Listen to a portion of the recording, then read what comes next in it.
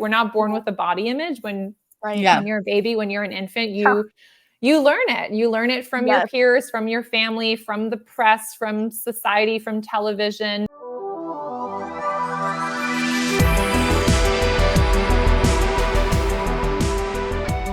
Welcome back. We're your hosts, Savannah and Kaylin. Can you please give us a brief explanation of what body image is and how a negative body image can affect one's mental health? So body image is a really multifaceted concept, which I kind of think of as like how a person's perceptions, how their thoughts, how their feelings really about their own kind of physical appearance, their own bodily shape, their bodily size, their overall attractiveness kind of comes together to form a mental representation of how they view themselves. And it's a really complex interaction of so many different factors. And I kind of like to nerd out in psychology, but it's influenced by so many different things, from kind of our own personal experiences with ourselves, our own relationship with ourselves. It's obviously influenced by the emotional kind of inner world that we have.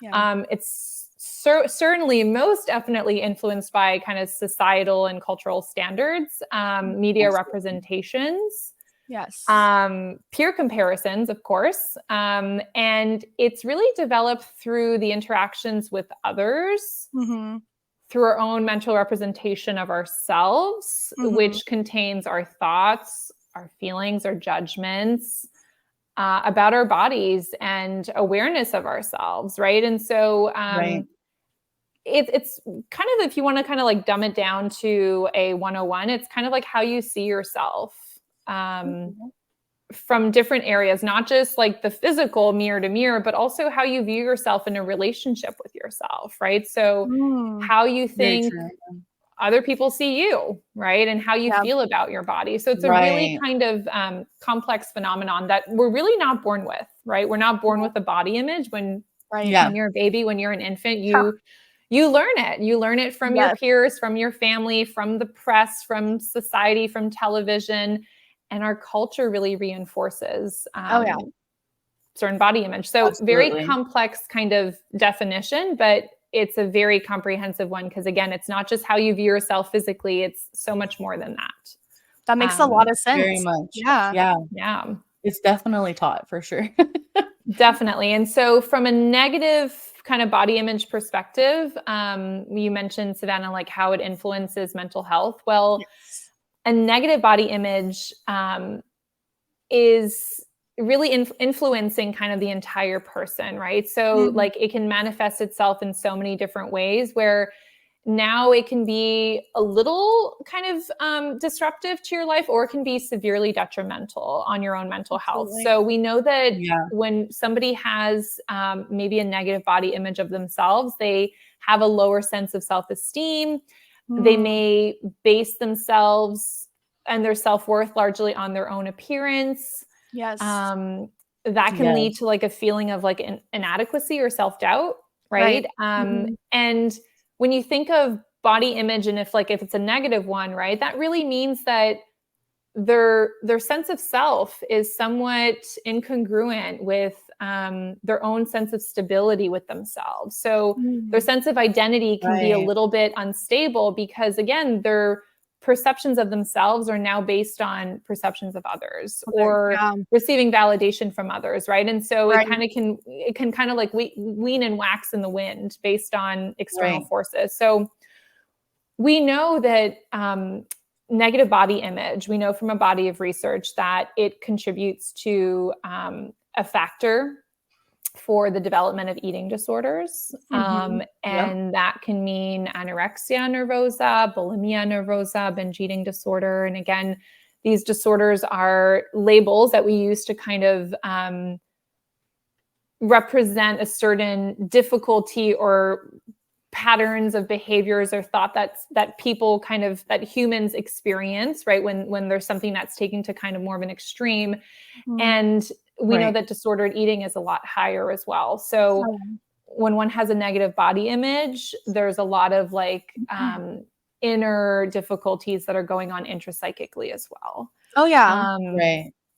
Yeah. And so we also know that a negative body image also contributes to higher anxiety, right? Whether that's social anxiety, where maybe now your fear of being scrutinized or judged by another person, or maybe you fear like being negatively perceived. So lots of anxiety, lots of, mental health kind of struggles that if we had a neutral body image or a stable body image in ourselves, we wouldn't be feeling. So that can create to isolation, feeling dissatisfied in your body, maybe, fearing like the judgment or the criticism of others, and perfectionistic tendencies as well, right? Where now we're trying to maybe attain some unattainable idea of physical perfection that doesn't exist. So lots of different negative repercussions on mental health. Yeah. So if you have a negative body image, that can lead to a lot of other negative factors in your life. Yeah.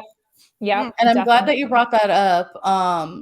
What would you say are some ways that we can foster a more positive body image just in general?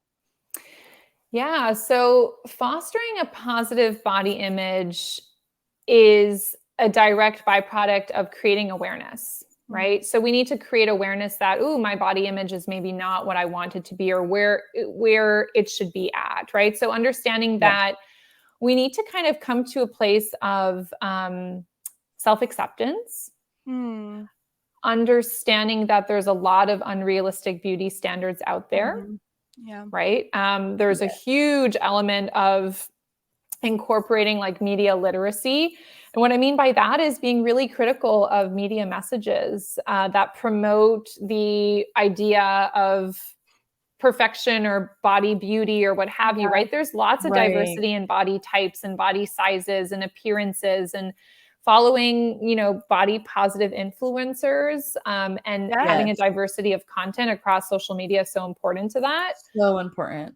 Also recognizing like the self-talk that comes about intrapsychically from ourselves, and understanding that we need to change the narrative, right? We need to maybe focus now on our bodies. Instead of being an ornament, they're actually an instrument. They're actually functional. So I love that. Yeah. So we're not, women's bodies are not, and men's bodies too, like I'm not genderizing, but bodies are not objects that are meant to be ornaments, accumulating dust or on a shelf to be, looked at or admired. Like they are functional, right? Like the body that we live in is called a skin bag. And I reference this in and out because it's so needed, right? Like we need to know that our bodies are our home, and we live in our home, right? And we are comfortable in our home. And so when we think of, really kind of challenging our body negativity, we need to set realistic expectations that, hey, if you have health goals, if you have fitness goals, absolutely make them realistic, make them achievable, but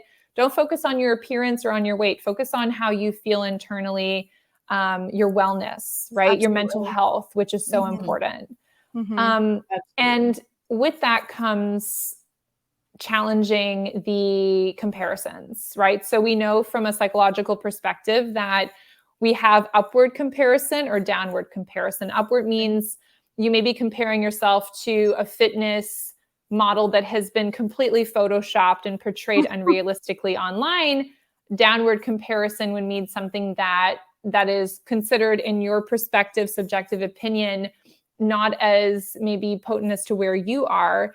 We have to be cautious that we are now rejecting those comparisons, that everybody has a different life journey and genetics and circumstances and traumas and adverse childhood experiences. And we cannot judge based on somebody else's standards. We have to be kind and compassionate to others and to ourselves, and not base that on body image. So that's a key point of, just challenging the comparison model that we may engage in consciously or unconsciously when we are consuming social media.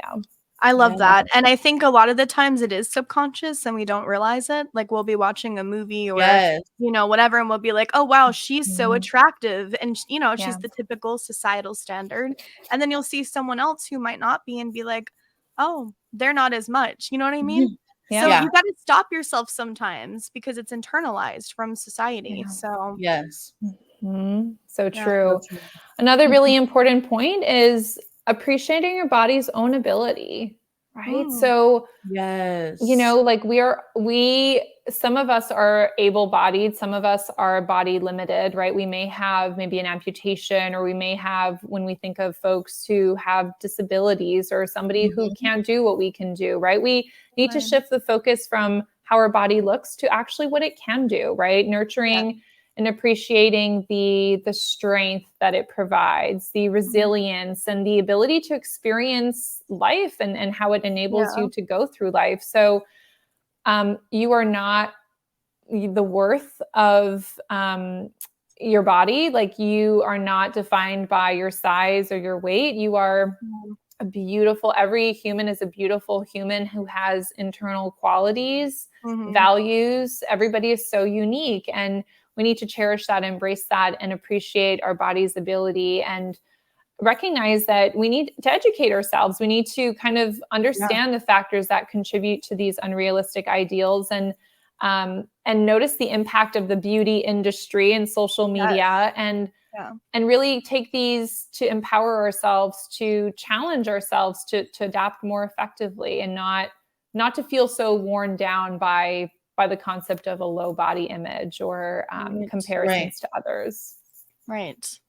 That's awesome. And it's good to know too that if you start with a negative body image, you can always foster it into a more neutral or positive image. Never too late. Yeah, exactly. Message of the day. Yes, appreciate your skin humans, bags. yes, we humans are endlessly adaptive, and we over time can adapt, and we are resilient by nature, right? When we think of the evolutionary tree of how we've kind of come to be, the goal is to adapt and embrace ourselves, right? And love ourselves in a way that we're not conforming to external standards of beauty, because we know that those change over time, right? If we even look at the 1900s, right? And I even use this kind of in my individual work with folks. I say, like, just take a snapshot of the 1900s, the early 1900s, or even the 1800s, right? Go back a couple of generations and see the beauty trends back then compared to what they are now.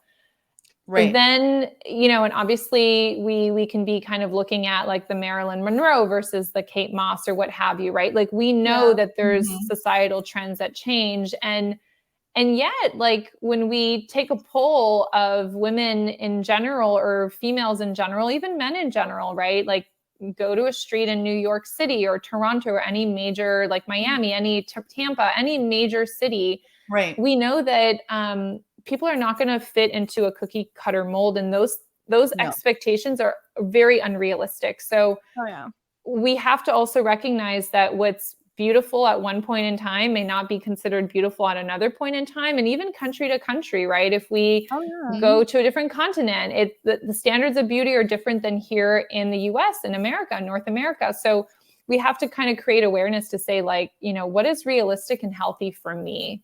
And what do I feel best with?